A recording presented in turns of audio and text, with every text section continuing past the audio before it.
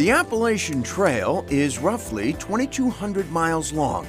Its signature white trailblazes marking a path from Georgia to Maine, through forest, field, mountain, even main streets. In fact, its longest stretch of paved roads is right here in the Upper Valley, almost 3.5 miles through Norwich, Vermont, and Hanover, New Hampshire. Not exactly anybody's idea of hiker heaven, but that doesn't mean there aren't angels here.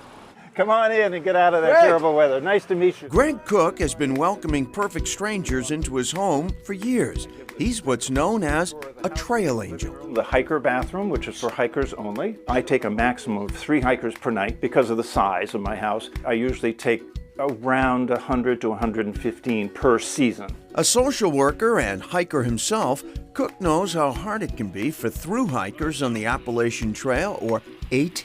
Getting off the trail and having a hot shower, resupplying, sleeping in a bed, sitting in a chair that has a back to it, it's just an amazing recharge for them now that they're getting ready to hit the lights. If you want to head back, I'd be happy to take you back to the trail. Out in Cook's back bedroom, 2 through hikers from Pennsylvania, on the trail since, well, forever. A little over 5 months.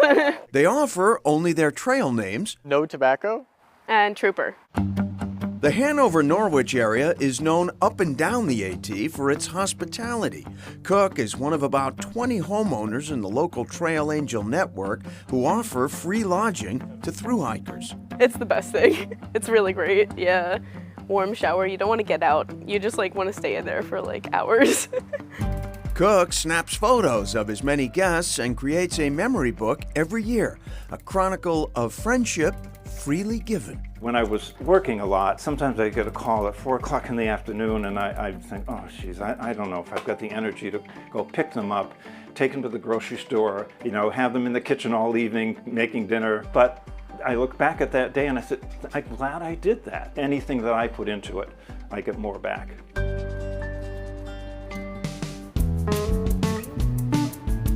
After months of gorp and granola bars, Hanover can seem like food nirvana to hikers, and there's a world of options here. Brigadeiro is the name of the traditional chocolate that we make in Brazil. My Brigadeiro, an unexpectedly exotic local favorite.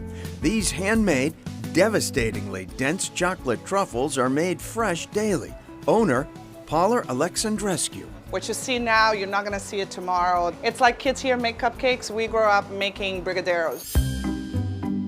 The international theme continues across the street. So I have a huge sweet tooth, and I lived in Italy on and off for 6 years. After apprenticing with a Sicilian gelato master in Florence, Morgan Morano was ready to open her own shop, Morano Gelato. Making it fresh every day, I'm fresh obsessed. I think being consumed within hours of extraction from the machine is the best way to eat it. Gelato is ice cream's Italian cousin, denser and more intense, and though Hanover might seem a strange place to find America's best gelato, that's exactly what Forbes magazine called Morano Gelato. If you Google gelato in America, we're one of the first that come up because of that article, which is unbelievable.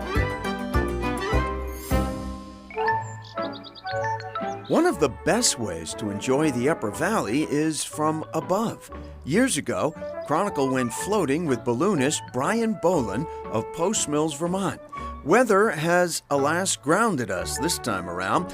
We'll just have to content ourselves with getting to know his dinosaurs.